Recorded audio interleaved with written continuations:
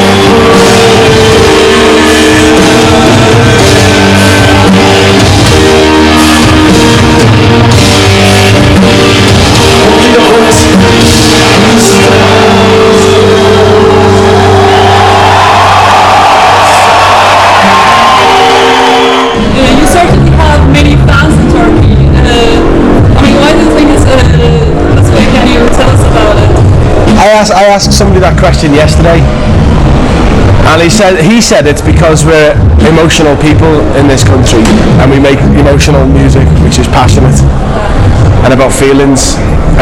Because I thought it was a promotional issue, you know, like maybe we've had good promotion in this country compared to others, but apparently it's an emotional issue and not promotional. I don't know. I mean, we were saying the other day as well, when we were walking around, we sort of like just hearing music coming out of the bars and things. It just seemed similar to our style in a way, you know. A lot of music we heard, and that's what we're like. Well, maybe that's why, because we don't really know why it's gone sort of so much interest for us in Turkey. Who knows? There is something about there's melancholy in the folk music here. You know what I mean? There's melancholy in the folk, the tunes that I've heard, you know, the melodies, and there must be something like that. And like the lyrics and the power, you know, they like rock music. It's a big metal country, so just a combination. If it was like this everywhere around the world, we'd be millionaires. Can you tell us about your latest DVD release? It should be out in a few weeks, actually. Concert performance and with a string quartet. Basically, we've got the string quartet to play the entire show, and we just thought it was a good opportunity to release something that was unusual. You know. I'm not sure if you're talking about the same DVD. I think she might be talking about Where You're There. Yeah, I was talking about the last one. Yeah, that's out of print now. That was kind of buried by the record company.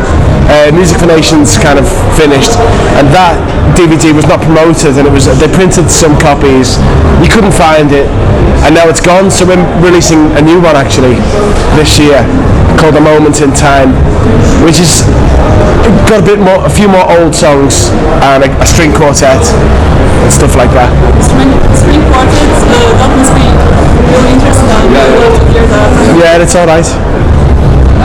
Are you thinking of making a DVD release maybe for Turkey as well? Because you have so many fans here, maybe you can make a DVD from like old concerts you've done in Turkey? No, we did. We filmed a show last year in Istanbul, or some company filmed it, and the idea was that, you know, for a future release, but we've never heard anything back from them. We've never seen it. So the problem is with the DVD show, it's very expensive. It's a very expensive thing to set up. You know, it's pretty complicated as well. I mean, you need a lot of cameras, and it's you know, it's just been a bit too much to do for Turkey at the moment. You know, but we have got some footage of last year. Hopefully, in the future, we'll get the footage at some time. And if it's up to quality, then yeah, we'll release it. So, You released a song on the internet called Everything. Can you tell us about it? What do you think about internet downloads, music downloading from internet? It's the way forward. And record companies are getting onto that now as well. You know, you can buy music online.